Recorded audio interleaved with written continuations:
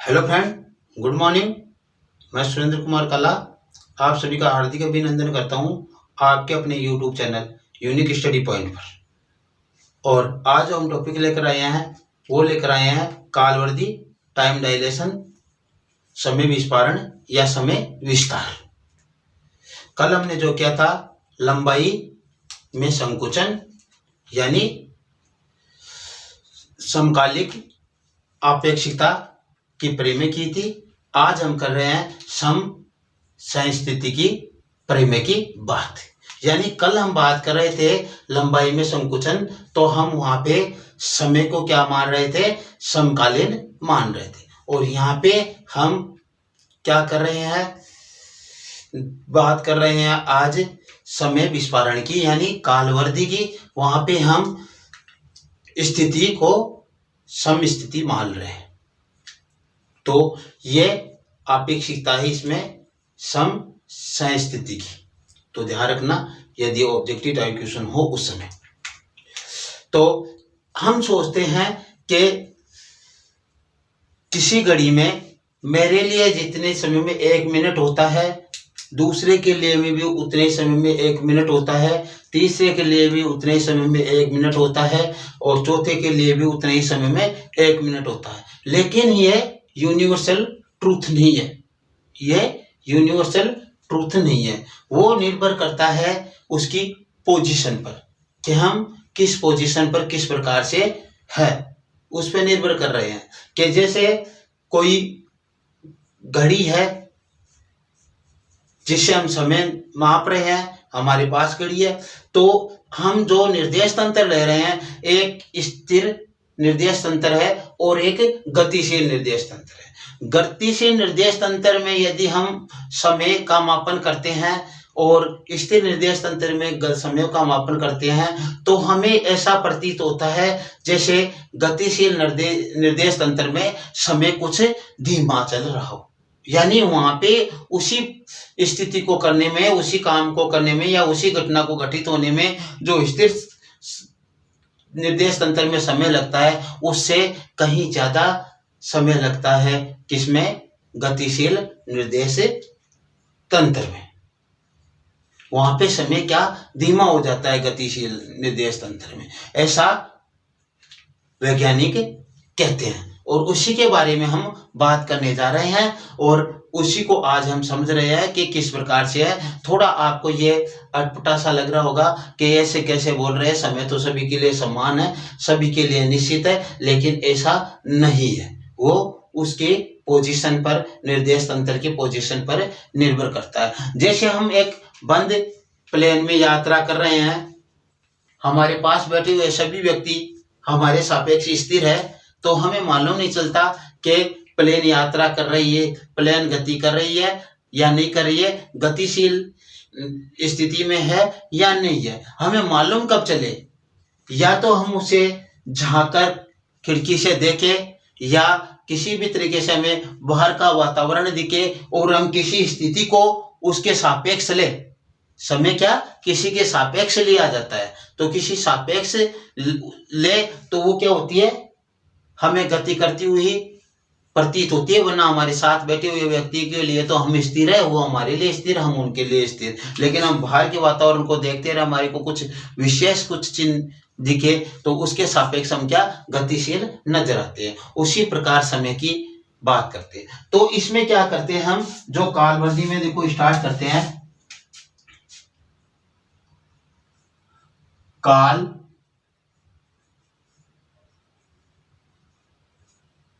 वर्दी, time dilation,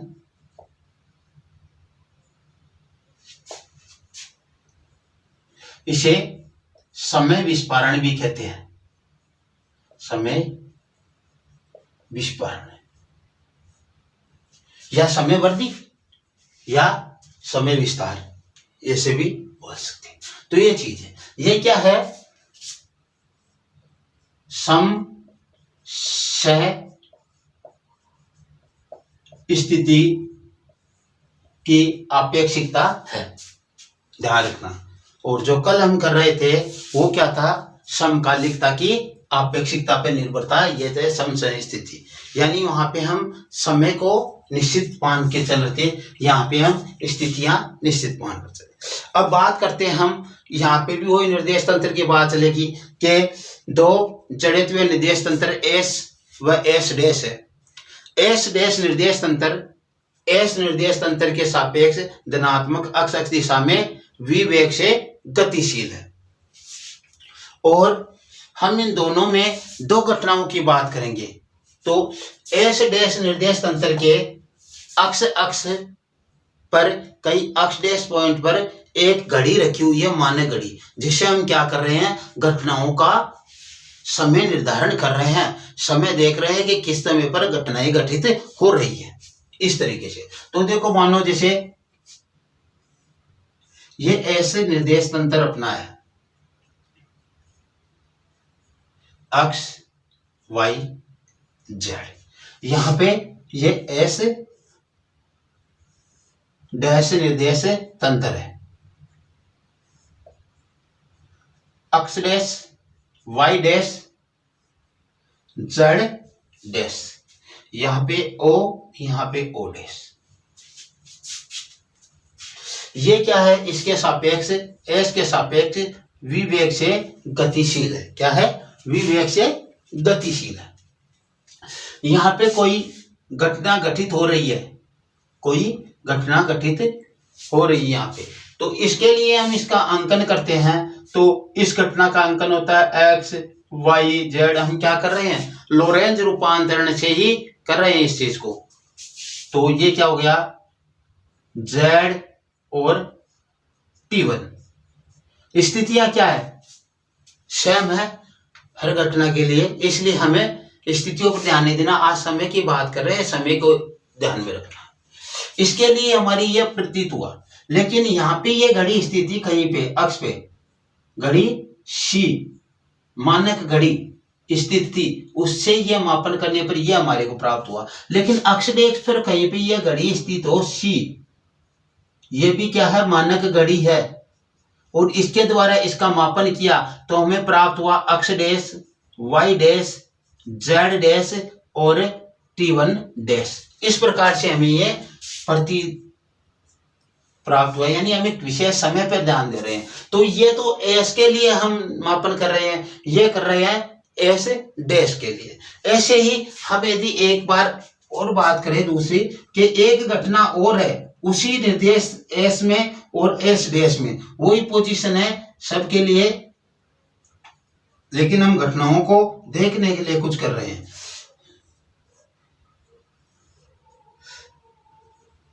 अक्ष dash Y dash S dash और ये जेड डैश। यहाँ पे कोई दूसरी घटना घटित हो रही है, इससे ओ से, या यहाँ पे कोई घड़ी रखी हुई है मानक घड़ी सी, उससे यदि इसका मापन करते हैं तो हमें प्राप्त होता है अक्ष डैश अक्ष वाई जेड और T2 ऐसे प्राप्त होता है। ठीक है, हम समय की बात कर रहे हैं, ये बराबर रोटेशनल में हो रहा है, इसलिए हम इनको सेम दर्शा रहे हैं, ये ध्यान रखना। ठीक है, इसके लिए यदि हम मापन करें, यहाँ पे कोई घड़ी सी रखी हुई है मानक, उससे मापन करें तो इसका होगा X dash Y dash Z dash और T2 डैश। हमें T से मतलब है, इसलिए हम ज्यादा जोर T पर ही दे रहे हैं कि कालवर्दी की बात कर रहे हैं। तो हम क्या कर रहे हैं कि दो जड़ित हुए निर्देश तंत्र है एस व एस डैश। एस डैश निर्देश तंत्र एस निर्देश तंत्र के सापेक्ष धनात्मक अक्ष दिशा में v वेग से गतिशील है। एस डैश निर्देश तंत्र में अक्ष पर कहीं अक्ष डैश पॉइंट पर क्या है, अक्ष डैश पॉइंट है, यहाँ पे कोई बिंदु जहां पे क्या रखी हुई है, मानक घड़ी रखी हुई है, जिससे हम घटनाओं का मापन करते हैं। दो घटनाएं घटित हो रही है, जिसका मापन इस घड़ी से भी दो घटनाओं का मापन करेंगे, ये और इस घटना का, और इस घड़ी से भी दो घटना का, इसका और इसका मापन करेंगे। तो दो घटनाएं घटित हो रही है, उनका हम मापन कर रहे हैं, इस सी से भी कर रहे हैं और इस सी से भी कर रहे हैं। तो कि ये दोनों विवेक से गतिशील है। अब आगे लिखेंगे एस डैश निर्देश तंत्र में एक मानक घड़ी सी कहीं पर अक्ष डैश पॉइंट पर रखी हुई है, जिससे इसमें घटित होने वाली दो घटनाओं का समय प्रेक्षित किया जा रहा है, जिसके द्वारा किसके द्वारा, इस मानक घड़ी के द्वारा इसमें घटित होने वाली दो घटनाओं का समय प्रेक्षित किया जा रहा है। वो समय है जिसका समय अंतराल क्या प्राप्त हो रहा है हमारे को, इसके लिए एस डैश के लिए क्या कह रहे हैं, एस डैश के लिए जो भाषा से लिख रही है जो मैंने बताई वैसे वैसे आपको लिखना है। अब हमें क्या लिखना है, एस डैश निर्देश तंत्र में घटित दो घटनाओं के मध्य समय अंतराल को प्रेक्षित करती है कौन कौन सी, ये सी घड़ी। एस डैश के लिए तो ये घड़ी करती है, तो एस डैश में घटित होने वाली दो घटनाओं के मध्य समय अंतराल को प्रेक्षित करती है सी मानक घड़ी। इसी प्रकार एस निर्देश तंत्र में भी घटित होने वाली इन्हीं दो घटनाओं को समय प्रेक्षित करेगी कौन सी, ये मानक घड़ी सी। दोनों में घटनाएं सेम है लेकिन उनके लिए अलग अलग, ये गतिशील के लिए मानक घड़ी है और ये स्थिर के लिए मानक घड़ी है, जिनके लिए हम समय का क्या कर रहे हैं, निर्धारण कर रहे हैं। तो माना कि एस डैश में स्थित मानक घड़ी दो घटनाओं का जो समय प्रेक्षित करती है उसका समय अंतराल निम्न है। क्या है कि माना एस डैश निर्देश तंत्र में स्थित मानक घड़ी दो घटनाओं के मध्य जो समय अंतराल प्रेक्षित करती है वो निम्न है। क्या है, उसे हमने मान लिया, माना टी डेल्टा टी डैश है, डेल्टा टी डैश है, हम इसे टी जीरो भी बोल देते हैं। क्या बोलते हैं, टी जीरो भी बोल देते हैं, यह ध्यान रखना। और इसका मान क्या हो जाएगा, T two dash minus T one dash, समीकरण नंबर है। क्यों, यहां पे तो ये टी वन अंकित कर रही है किसी घटना का समय, पहले जो मापा, ये दूसरे घटना का समय मापा, वो इनका समय अंतराल तो करना है, तो T two dash minus T one dash, ये एस डैश निर्देश तंत्र के लिए हमें समय अंतराल प्राप्त हो गया। किसके लिए, एस डैश निर्देश तंत्र के लिए जो समय अंतराल प्राप्त हुआ, दो घटनाएं हैं, यह ध्यान रखना, दो घटनाओं के मध्य समय का अंतराल यह प्राप्त हुआ।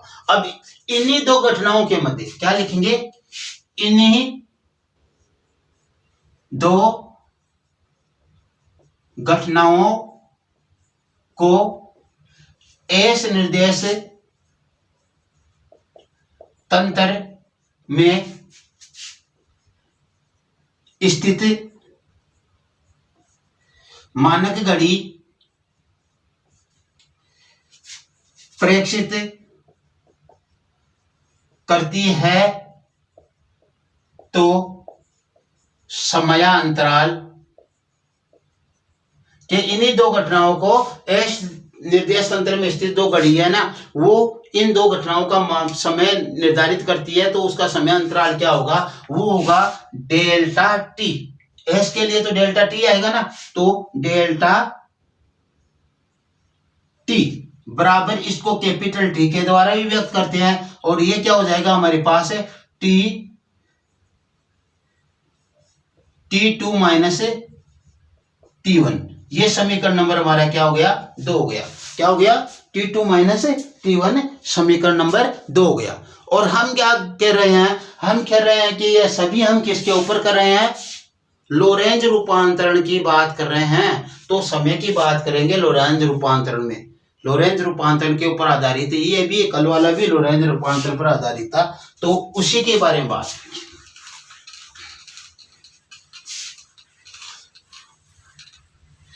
तो यहां पे बात करते हैं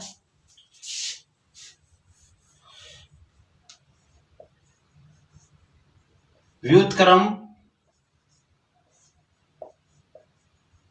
समय का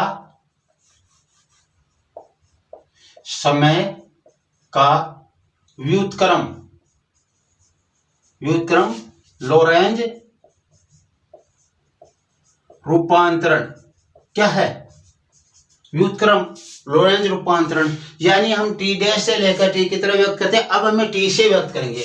तो हमने जैसे टी के लिए लेंगे तो ये क्या होगा, टी डैश प्लस वी अक्ष डैश बटा सी स्क्वायर, और आगे इसके अल्फा था, इस प्रकार से। लेकिन हम क्या लेंगे, टी T1 और T2 के लिए ले रहे हैं तो यहाँ पे लेंगे T1 equal to alpha T1 dash plus V X dash बटा C2। इसके नीचे 1 नहीं लगाना, अक्स के नीचे केवल T की बात कर रहे हैं, क्योंकि ये तो स्थितियां हमने अभी बात की थी कि ये स्थितियां तो सेम रहती है, एक्स वाली, वाई वाली और जेड वाली। तो इसलिए हम क्या कर रहे हैं, इस तरीके से रखना है। तो ये समीकरण नंबर हमारा क्या हो गया, 3 हो गया। ये व्युत्क्रम समय का लोरेंज रूपांतरण है। और फिर T2 की बात करें तो T2 के लिए क्या हो जाएगा, alpha T2 dash plus V अक्स डैश बटा C स्क्वायर, समीकरण नंबर 4 ये प्राप्त किया। ये हमारे पास देखो लोरेंज समय के व्युत्क्रम लोरेंज रूपांतरण है। यदि हम वैसे ज्ञात करते हैं तो वैसे तो देखो T dash equal to T minus V X upon C square ऐसे, और इसके आगे अल्फा, ये प्राप्त हो रहा था। लेकिन हमने क्या किया, व्युत्क्रम किया, इसलिए T इधर आया, ये इधर गया, तो ये देखो इधर आकर इसमें जुड़ जाता है। इस प्रकार से हमने इसको किया। तो ये हमने पहले ही बात की थी व्युत्क्रम की, तो उस प्रकार से हमने ये समीकरण प्राप्त किए। अब ये समीकरण हमारे को प्राप्त हो गए T1 और T2। तो समीकरण 2 में समीकरण 3 व 4 से मान रखने पर, ठीक है, तो ऊपर वाले को तो मैं ऐसे के ऐसे रख देता हूं और यहां पे लिख देता हूं समीकरण 2 में समीकरण 3 व 4 से मान रखने पर। अब मान रखेंगे तो मान रखे जाएंगे और किसके चाहिए, देखो T2 का और T1 का मान रखा जाना है। यहां पे रख लो T2 का मान, ये लो, ये समीकरण 2 ही तो है, उसमें मान रख रहे हैं हम, तो यहां पे T2 का रखना है। तो T2 का मान क्या है, alpha T2 dash plus V अक्स डैश बटा C स्क्वायर, और माइनस T1 का मान रखेंगे alpha T1 dash plus V अक्स डैश अपॉन C स्क्वायर। ये हमने यहां से देखो T2 का मान तो ये रख दिया और ये माइनस के साथ T1 का मान ये रख दिया हमने। अब इसमें क्या करना है, देखो इनमें से अल्फा कॉमन आ रहा है तो अल्फा को अपने कॉमन ले लो, तो ये लो अल्फा कॉमन, तो यहां से क्या बचा, T2 डैश प्लस V अक्स डैश अपॉन C स्क्वायर, और ये माइनस, तो ये भी माइनस का हो जाएगा T1 डैश, और ये भी माइनस का हो जाएगा V अक्स डैश अपॉन C स्क्वायर, क्योंकि ये दोनों प्लस के थे और इनके बाहर माइनस था, तो ये दोनों ही क्या हो गए, माइनस के हो गए। अब इनमें से कुछ कैंसिल हो रहा है तो आप उनको यहाँ पे ही कैंसिल कर दो और फिर आगे बढ़ते हैं। तो देखो V अक्स dash upon C square, V अक्स डैश अपॉन C स्क्वायर, इधर प्लस का इधर माइनस का, दोनों समान और विपरीत चिन्ह के साथ हो रहे हैं, और हम इनमें क्या कर रहे हैं, जोड़ की क्रिया कर रहे हैं, तो इनका मान 0 हो जाएगा, तो हमने इसको काट दिया। अब जो बचा उसको हम उस साइड में लेते हैं। बचा जो को क्या प्राप्त हुआ हमारे को, डेल्टा टी या capital T equal to alpha कोष्टक T2 minus T1, T2 dash minus T1 dash हमारे को प्राप्त हो गया। T2 dash minus T1 dash हमारे को प्राप्त हो गया। यह समीकरण नंबर हमारे को 5 प्राप्त हो गया। कौन सा समीकरण प्राप्त हो गया, 5 नंबर समीकरण हमारे को प्राप्त हो गया। अब इस 5 नंबर समीकरण को हम क्या देखें, इसे क्या मालूम चल रहा हमारे को, इस 5 नंबर समीकरण को हम यदि एक में आकर देखें तो देखो यहाँ पे T2 dash minus T1 dash, और इसका मान क्या है, डेल्टा T डैश या T0, ये हो गया। तो यहाँ पे हम इसको ऐसे लिख सकते हैं, देखो समीकरण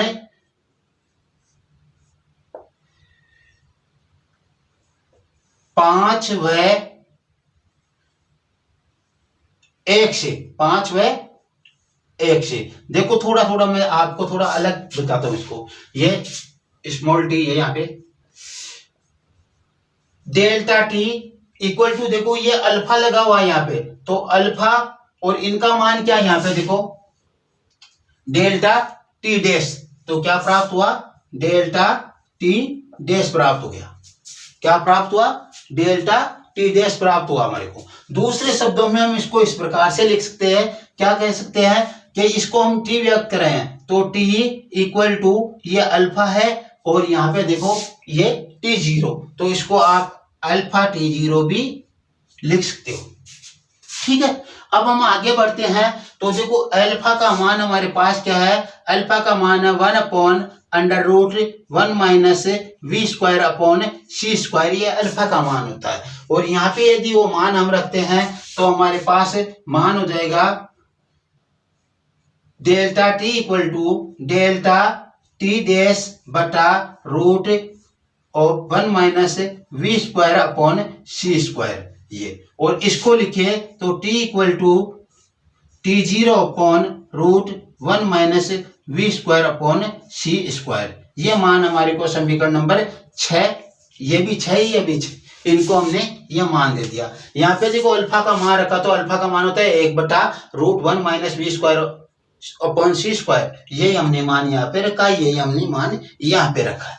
ये देखो अब हमारे को यह ध्यान देना है, क्या देखो यहाँ पे देखो कि दो घटनाएं थी, उनके मध्य जो समय लग रहा था वो समय अंतराल की हम बात कर रहे थे, और एस डैश निर्देश तंत्र में वो समय अंतराल था टी डेल्टा टी या केवल कैपिटल टी, एस की बात करते। एस डैश में वो समय अंतराल था डेल्टा टी डैश या टी जीरो। अब देखो यहाँ पे अल्फा अल्फा यानी टी डैश या टी जीरो अल्फा से गुणा होकर टी के बराबर हो रहा है। तो एस निर्देश तंत्र में जो समय अंतराल था, दोनों घटनाओं को समय घटित होने में जो समय लगा वो समय अंतराल था, वो बजाय एस डैश निर्देश तंत्र के समय अंतराल से अधिक बता रहा है। यहाँ पे देखो अल्फा से गुणा होकर ये इसके बराबर आ रहा है, अल्फा से गुणा होकर ये इसके बराबर आ रहा है। इसका मतलब है कि ये कह सकते हैं डेल्टा टी क्या है? T dash delta T dash delta T से क्या है? छोटा है। क्यों ऐसा होगा? क्योंकि इसको गुणा करने पर, या दूसरे शब्दों में हम ये कहे क्यों, तो देखो ये delta √1 minus V square upon C square ये एक से छोटा मान है। क्या है? एक से छोटा मान है,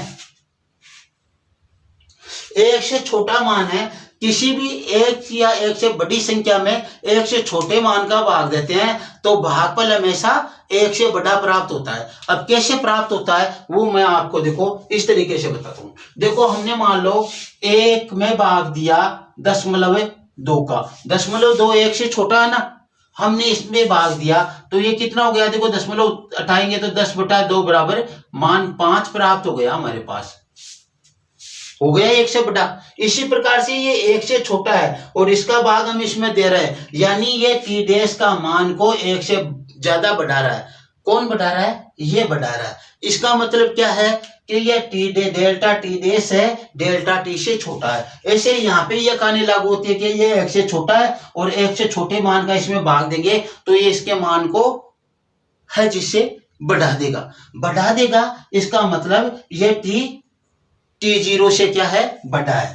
टी जीरो से बड़ा है। तो एक शब्दों में तो हम यहाँ पे ये कह सकते हैं कि डेल्टा टी बड़ा है डेल्टा टी डैश से, या टी बड़ा है टी जीरो से। ये हमारे पास मान है। तो हमारे को यहाँ पे आकर मालूम चला कि यदि मैं शुरू में बात कर रहा था कि हम देख रहे हैं कि 1 मिनट तुम्हारे लिए जितनी है जितना ही मेरे लिए, ऐसा नहीं है। हम एक जगह बैठे हुए हैं, एक ही पोजीशन हमारी है, एक ही चीज के रेस्पेक्ट में हम उसकी बात कर रहे हैं तो हमारे लिए वो समय समान है। हमारी पोजीशन अलग है, हमारे देखने का तरीका अलग है, तो उस समय हमारे लिए वो समय भिन्न भिन्न हो सकता है।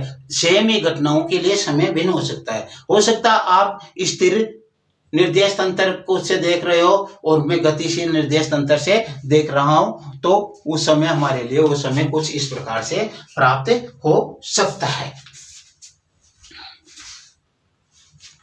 तो हम इसमें क्या लिखेंगे सबके बाद में? अब नीचे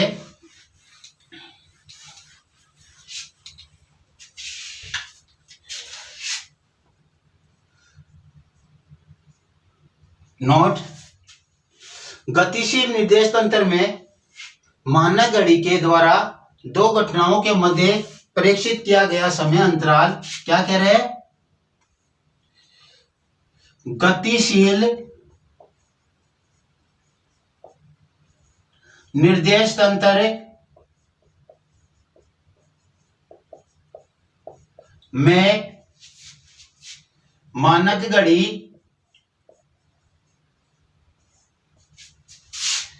के द्वारा दो घटनाओं के मध्य प्रेक्षित किया गया समय अंतराल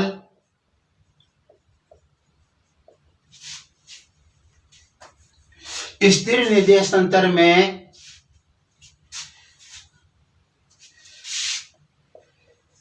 स्थिर निर्देश तंत्र में उन्हीं दो घटनाओं के मध्य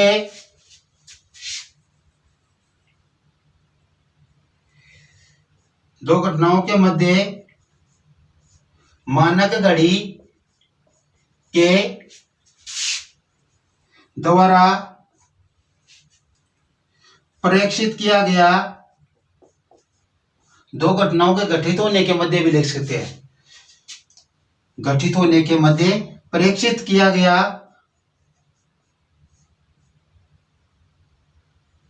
समय अंतराल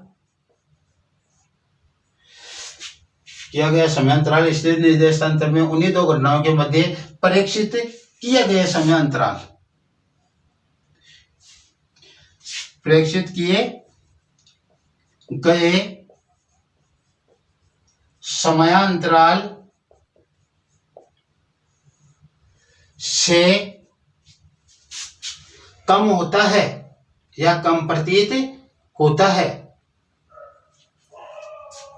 कम प्रतीत होता है या कम होता है। एक बात तो ये, दो नंबर पॉइंट इसमें लिखेंगे,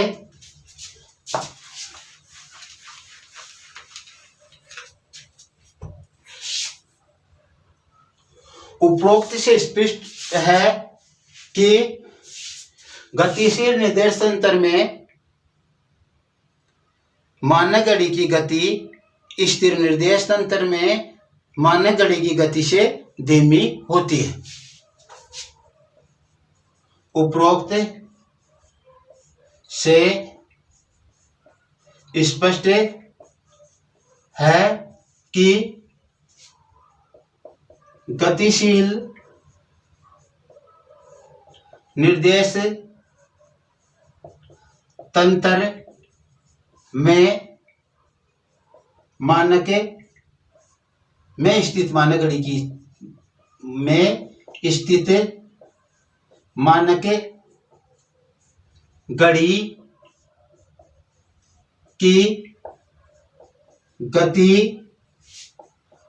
स्थिर निर्देश तंत्र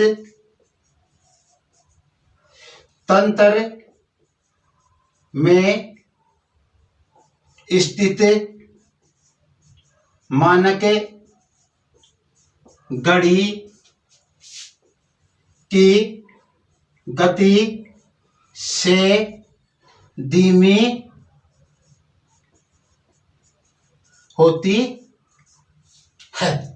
और ये सब किस कारण से है? ये तो स्थिर है निर्देश तंत्र एस, तो और एस डैश है गतिशील, इस कारण है कि वो गतिशील स्थिति में, ये स्थिर स्थिति में है। इसलिए हम देखते हैं यदि आप गतिशील निर्देश तंत्र में होंगे और यदि आप उस घड़ी में टाइम देखेंगे उन दोनों घटनाओं के मध्य, तो आपको वही समय प्रतीत होगा जो वास्तविकता में है।